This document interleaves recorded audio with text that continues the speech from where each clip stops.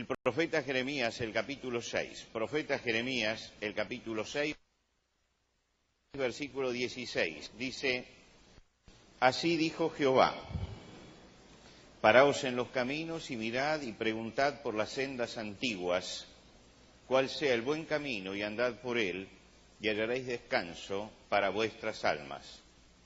Mas dijeron: no andaremos.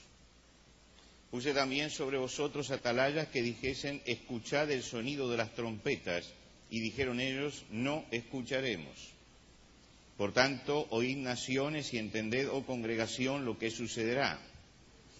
Oye, tierra, he aquí yo traigo mal sobre este pueblo, el fruto de sus pensamientos, porque no escucharon mis palabras y aborrecieron mi ley.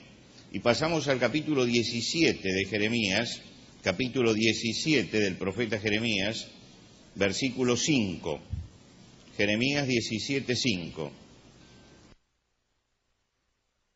Así ha dicho Jehová: maldito el varón que confía en el hombre y pone carne por su brazo, y su corazón se aparta de Jehová. Será como la retama en el desierto, y no verá cuando viene el bien, sino que morará en los sequedales, en el desierto, en tierra despoblada y deshabitada. Bendito el varón que confía en Jehová y cuya confianza es Jehová, porque será como el árbol plantado junto a las aguas, que junto a la corriente echará sus raíces, y no verá cuando viene el calor, sino que su hoja estará verde, y en el año de sequía no se fatigará, ni dejará de dar fruto. Hasta aquí nada más en la lectura de la palabra de Dios. Me imagino que todos ustedes estuvieron ayer a la noche, así que voy a hacer un resumen muy breve, brevísimo, de lo que hablamos. Definimos la posmodernidad como naciendo en el momento en que Occidente toma conciencia de que el proyecto moderno que gestó durante 500 años no servía. Es decir, que perdió el tiempo, las sensaciones se han perdido el tiempo, creyendo en esto se han perdido vidas, se han hecho guerras, pero en definitiva el proyecto que teníamos al principio no dio resultado, se cayó todo, no respondió a las expectativas que teníamos. Entonces surge un desencanto, y este desencanto se manifiesta levantándose contra la modernidad, porque estoy desencantado de lo que produjo la modernidad. Y entonces llegamos a esto que nosotros hoy llamamos la posmodernidad, una sensación de fracaso. Fracasaron las ideologías, fracasó la filosofía, fracasó la ciencia porque mostró sus límites, el progreso es un mito, el futuro es vano planificarlo porque no está en nuestras manos manejar ninguna de estas cosas, y los metarrelatos, es decir, las complejas estructuras de pensamiento, políticas, sociales, religiosas, caducaron. Ahora, esto que sucede cambió las reglas de juego de la Iglesia. Y acá llegamos al tema que nos preocupa: ¿cómo ha influenciado esto dentro de la Iglesia? Nosotros estamos acostumbrados, hemos sido acostumbrados a trabajar en una cultura de fondo cristiano.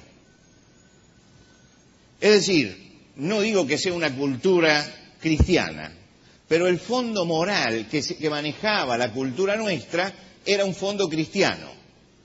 Pero en este momento, y por supuesto el frente de lucha de los cristianos era, por ejemplo, el fetichismo católico, ¿no es cierto? Ese era uno de los frentes de lucha. El ateísmo militante de la izquierda, eran los frentes de lucha esos.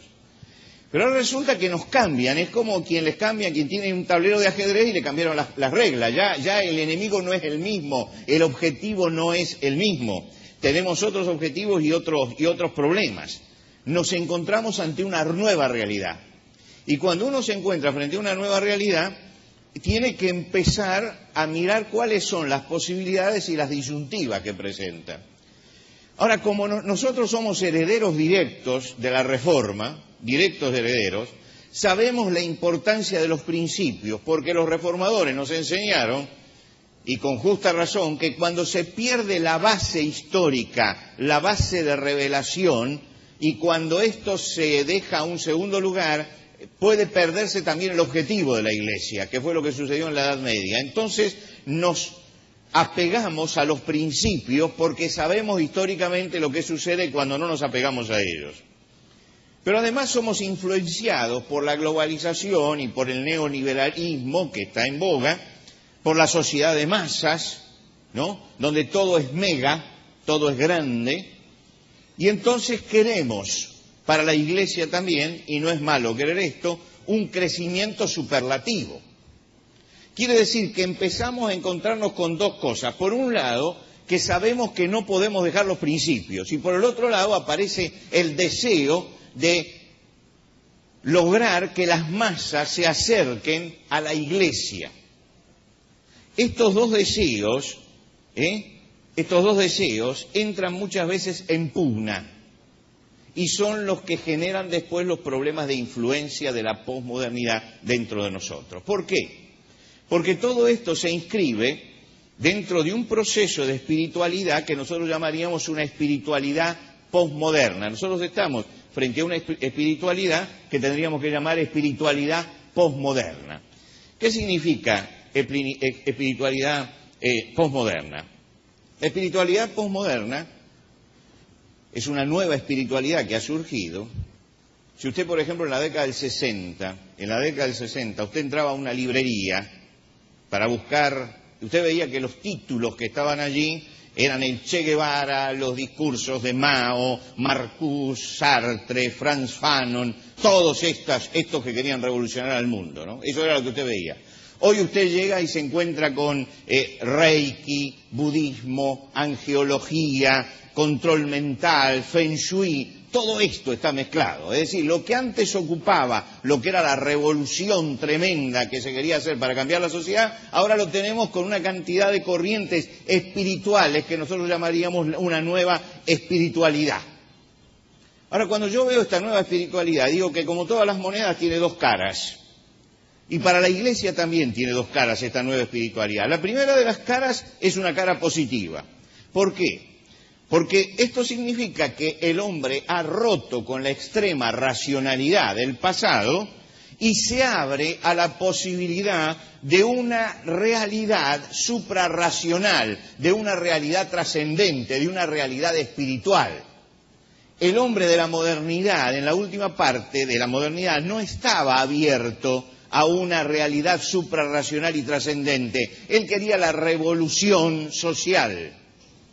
Por lo tanto, del desencanto de la racionalidad no dan un salto hacia el cristianismo, como algunos pretenden, ¿no es cierto? Algunos dicen, bueno, lo que pasa es que ahora se abre la gran puerta para la fe. Sí, es verdad, ¿para qué fe? ¿Para qué fe? ¿Para creer en cualquier cosa? Es decir, no es que tenemos ahora una vuelta a la fe cristiana, sino que en ese frente de desencanto, por el contrario, la fe cristiana es atacada también. ¿Por qué? Porque descree la posmodernidad de toda institución, y nos guste o no, la Iglesia es una institución.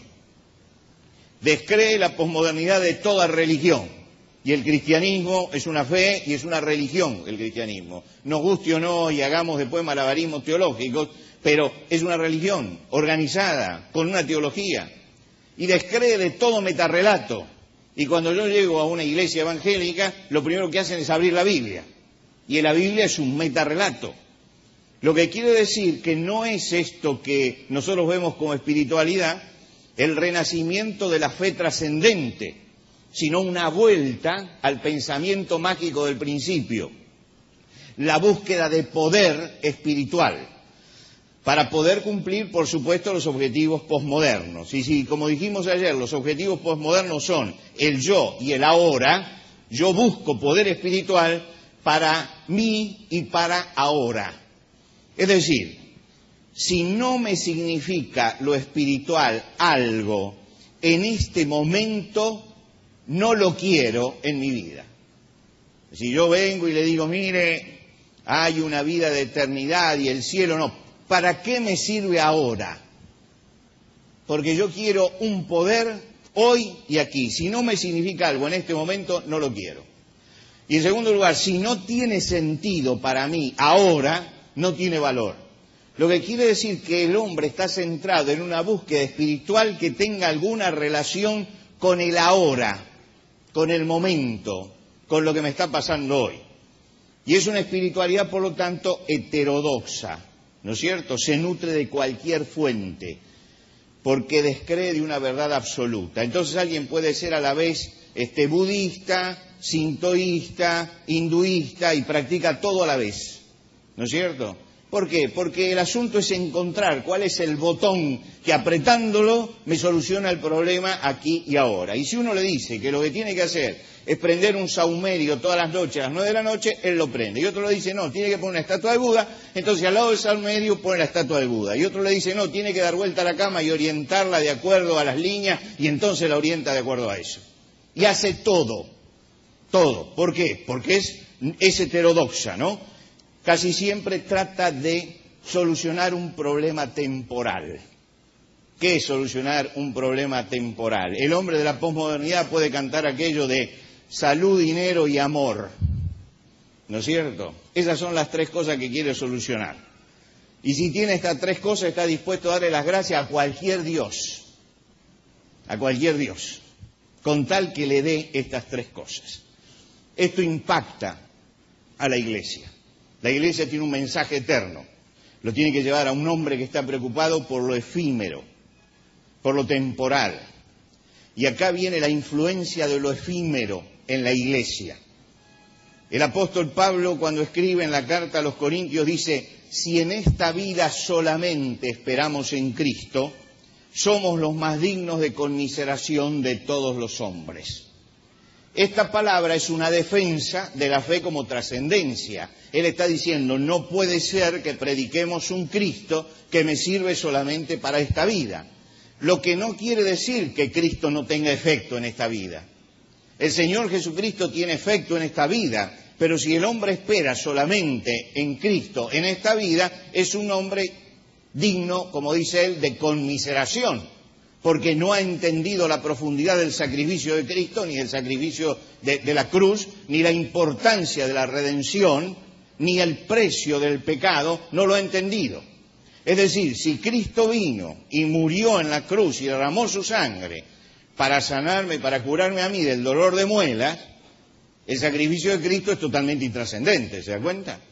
Entonces, si yo espero que este Cristo de la cruz me solucione solamente lo contingente, entonces estoy minimizando esto. No podemos negar la acción de Dios sobre nuestras realidades temporales. Cuidado con esto. No podemos negar la acción de Dios sobre nuestras realidades temporales, pero no podemos reducir la acción de Dios únicamente a las realidades temporales nuestras. El Evangelio va mucho más allá. El Hijo del Hombre vino a buscar y a salvar lo que se había perdido. Estaba perdido para la eternidad, perdido para Dios. Y la salvación tiene que ver con la eternidad y tiene que ver con Dios. Y acá viene el primer problema de la Iglesia, porque decíamos, la Iglesia busca crecimiento numérico y cada vez lo busca más porque está también, además del celo evangelístico, está también influenciada por el mercado. ¿No es cierto? Cuando presentan un pastor, dice, pastoreé una iglesia de tantos miembros. ¿No es cierto? Eso es mercado puro. Mercado puro. Imagínense si esta noche hubiera venido aquí a predicar el profeta Jeremías, al pobre nadie le iba a dar valor, porque el pobre no pastoreaba nada. Es decir, en el mercado era cero. Pero el asunto es que estamos en una sociedad de mercado y tenemos que decir que muchas iglesias cedieron a la tentación y buscando el crecimiento numérico entraron en la ley de la oferta y la demanda y dejaron lo que es la predicación, que es predicar como heraldos, ¿no es cierto?, proclamar la verdad para comenzar a convencer como mercaderes. Se ha quitado entonces una influencia tremenda que ha tenido la posmodernidad, la ha tenido sobre el púlpito, la ha tenido sobre el mensaje, donde la predicación o la proclamación del Evangelio como heraldos, creyendo que el Evangelio es poder de Dios, y que aunque el hombre piense como piense, el Evangelio proclamado es la dinamita de Dios que puede destruir todas las estructuras mentales, posmodernas, y lo puede sacar del desencanto.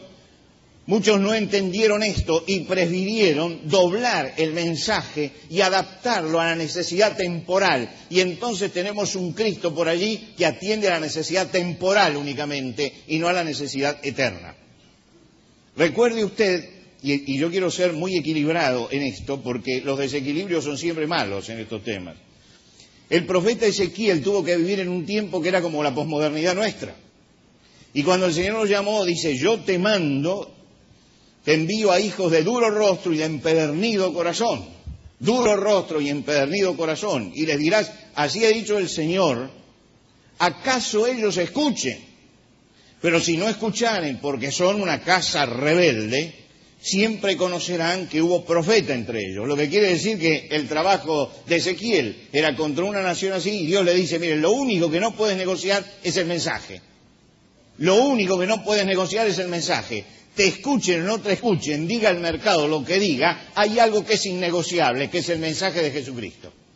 Y esto es lo que tenemos que tener en cuenta, mis hermanos, que la posmodernidad nos puede hacer cambiar el mensaje. Y hay algo que no es negociable. El mensaje de Jesucristo es un mensaje para la eternidad, para la salvación eterna del hombre, y la sangre de Cristo nos limpia de todo pecado y nos abre las puertas del cielo. Esto es innegociable, innegociable. Ahora, esto no significa que yo no me adapte en ciertas formas dije, no fondo, en la transmisión del mensaje. Porque cuando usted ve al profeta Ezequiel, el profeta Ezequiel fue un profeta histriónico. Lea usted el profeta Ezequiel. Era un profeta histriónico que representaba las cosas, que se acostaba, que hacía una ciudad de barro. Es decir, él se adaptaba a una sociedad que necesitaba una visualización de las cosas, una cultura visual. Pero no cambiaba la esencia del mensaje. Él mantenía la esencia del mensaje y cambiaba la metodología. Y yo creo que acá lo que tenemos que aprender es que no podemos cambiar la esencia del mensaje, pero hay que cambiar la metodología. Hay que cambiar la metodología, porque estamos yendo a otro público que no era el público que teníamos hace 20 años. Pero no debemos permitir que el neoliberalismo nos cambie los principios de fidelidad. Escuchen bien, hermanos esto. La eficacia de la predicación no se mide por los resultados numéricos, se mide por la fidelidad del mensaje.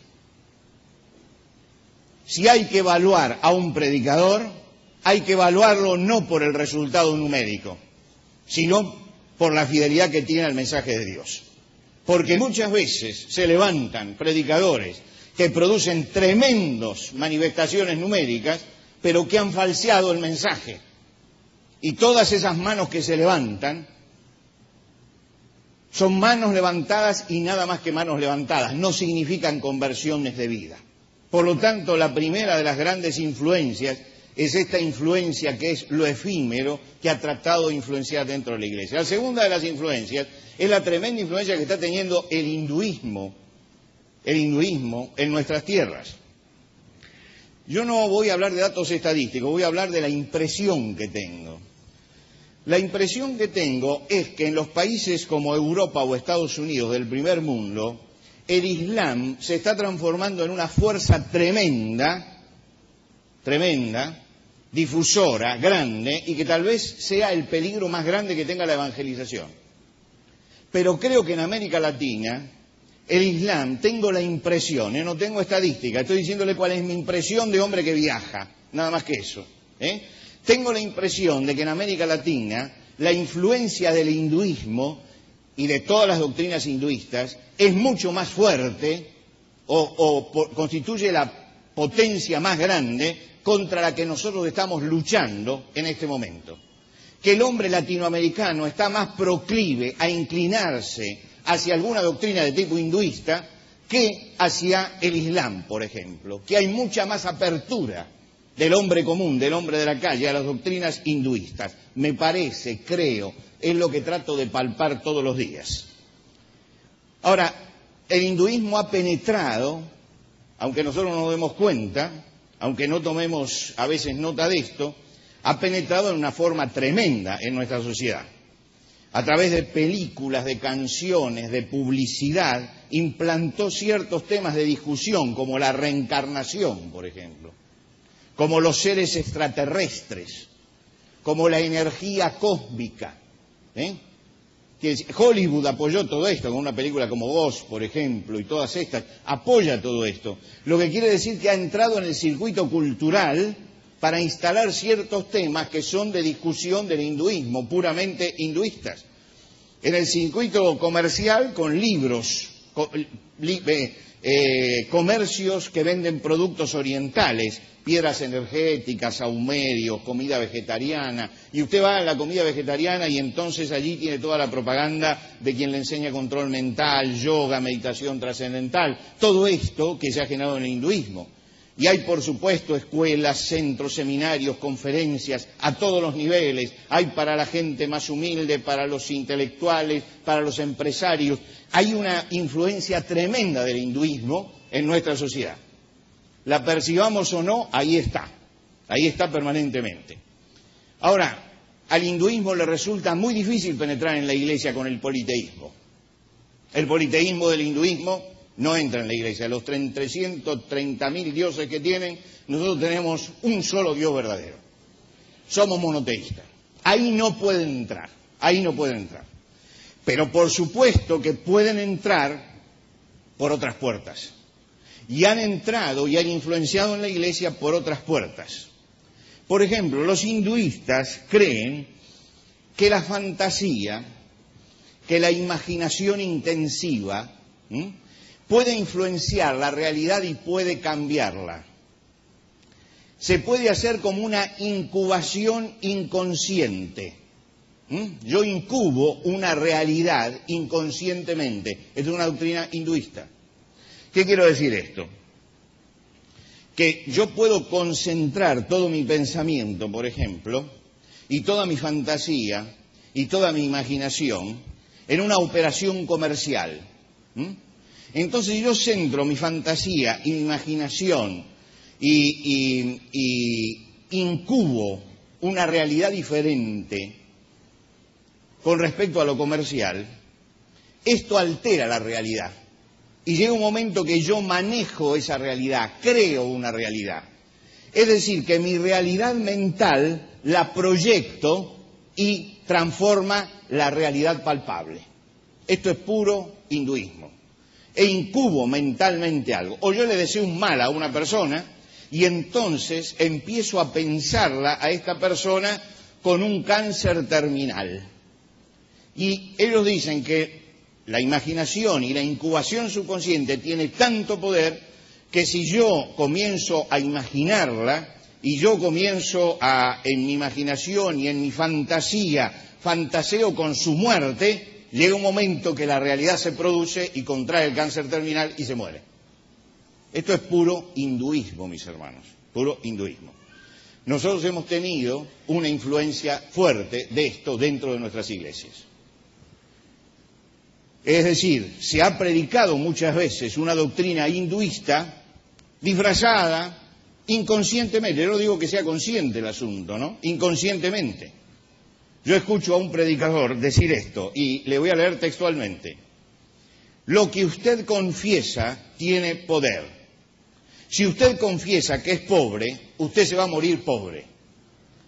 Pero si usted confiesa lo que en su corazón cree, usted es un cristiano prosperado.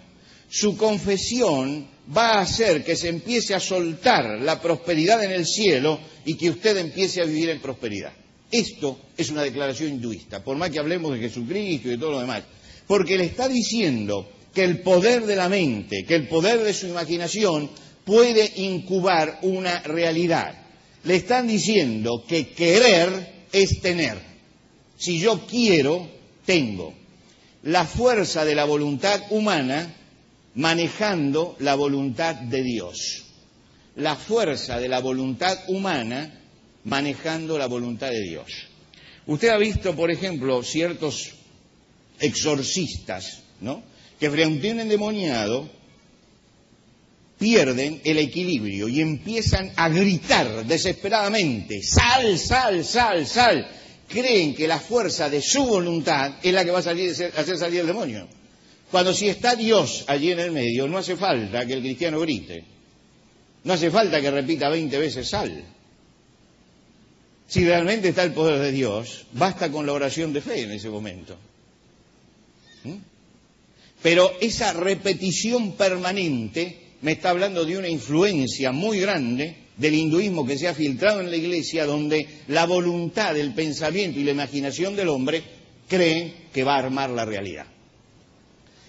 Y la última de las cosas que voy a tratar hoy, por supuesto mañana voy a seguir con esto de las influencias, es la influencia dionisíaca. Ahora yo la llamo con el nombre técnico y le voy a explicar por qué la llamo influencia dionisíaca. Tal vez el padre de todo esto de la posmodernidad, por lo menos es uno de los padres, yo creo que es mucho más padre de lo que nosotros creemos, es el filósofo alemán Friedrich Nietzsche. Él, Friedrich Nietzsche, fue un gran detractor de la razón, contra Sócrates y contra la razón, y un gran detractor de la trascendencia, contra Cristo y contra la salvación. Él tuvo estas dos cosas, había que ir contra la razón y contra la trascendencia.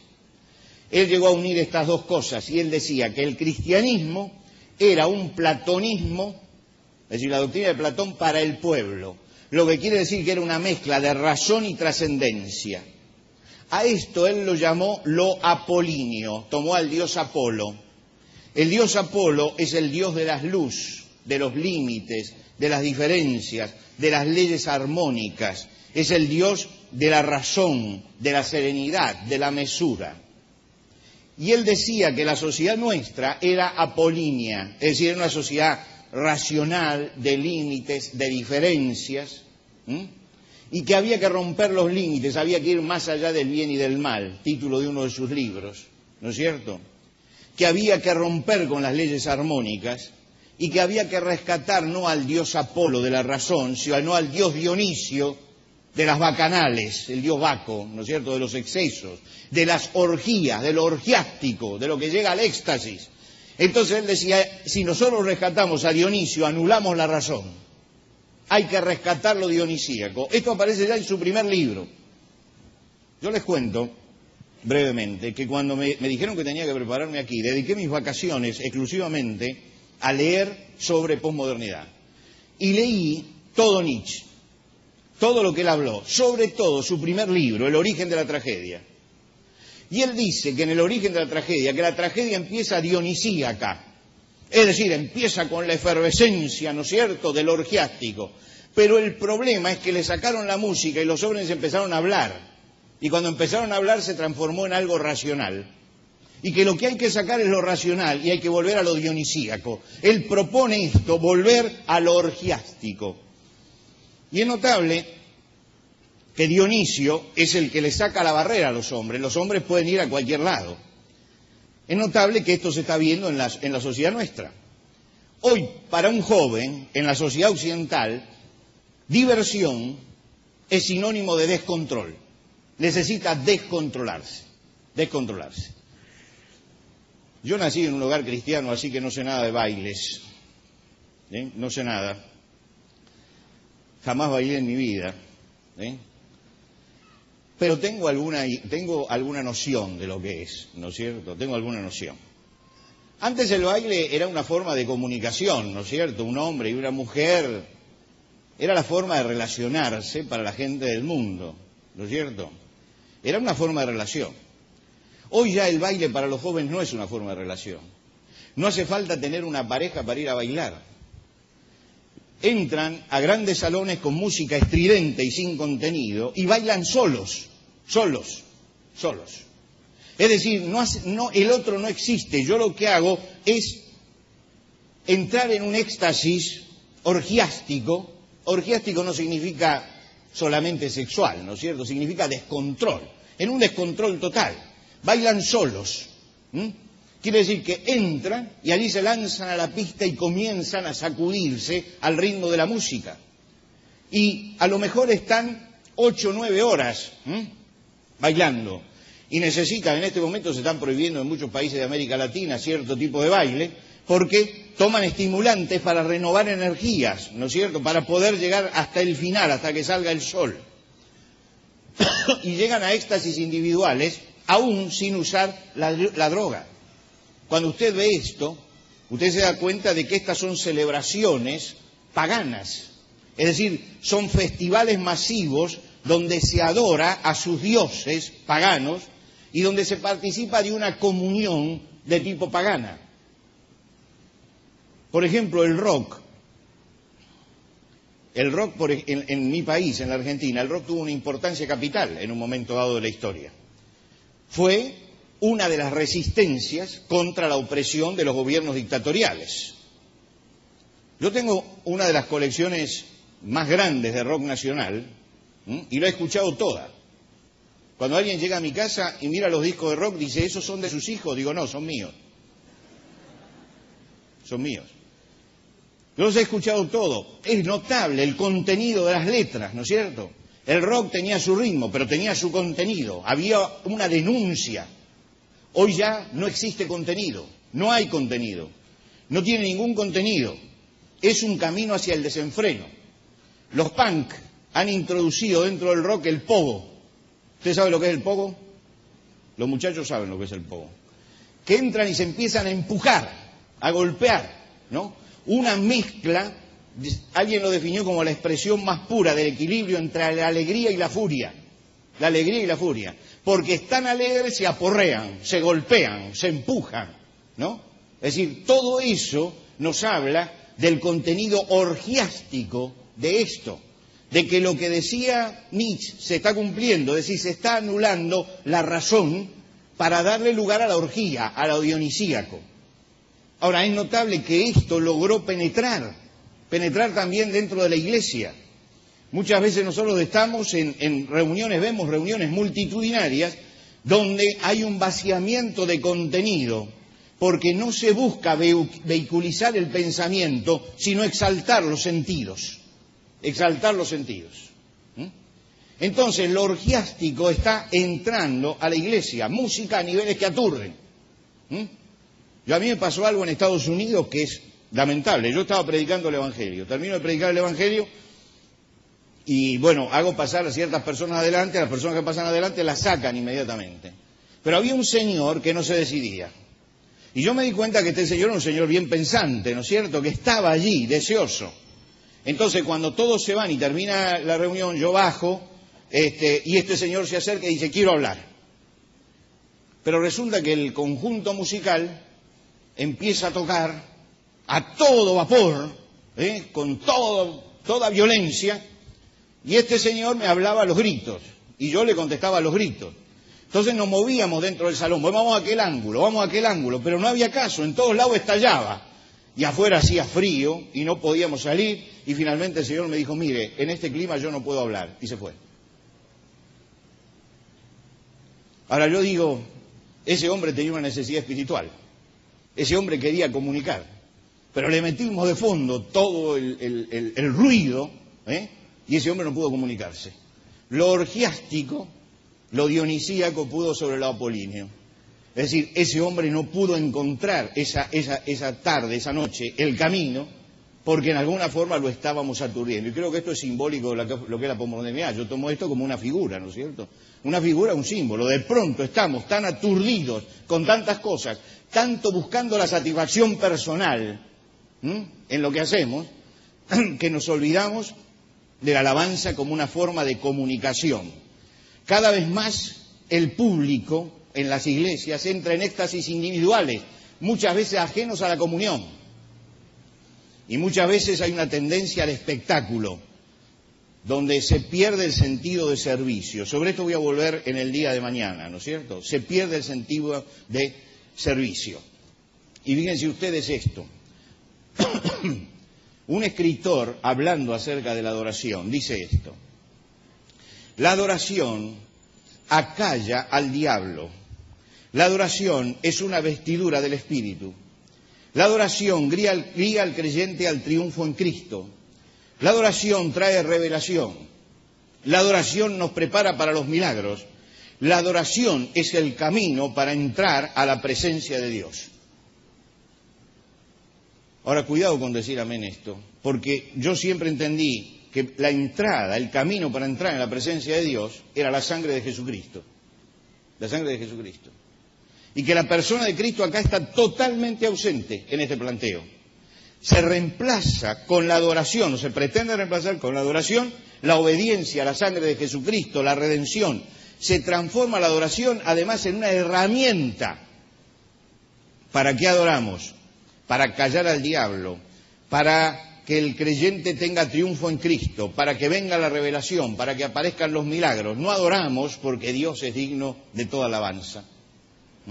Se ha perdido el sentido de la adoración. Y yo creo que esta generación no puede repetir un versículo del salmista. A lo mejor tenemos que hacer un esfuerzo para poder repetirlo. El salmista decía en el Salmo 147, alabad a Jehová, porque es bueno cantar salmos a nuestro Dios, porque suave y hermosa es la alabanza. Suave y hermosa es la alabanza. Suave y hermosa es la alabanza. Yo no sé cuántos de ustedes les gusta ver buen cine, pero si a ustedes les gusta ver buen cine, y yo veo buen cine, vean la última película de Federico Fellini, La voz de la luna.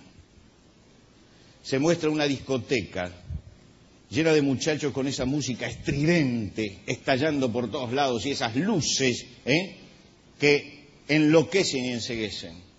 Y de pronto entra el protagonista, que es un hombre de mi edad, más o menos, desubicado, ¿no es cierto? Como Adán en el Día de la Madre está ahí.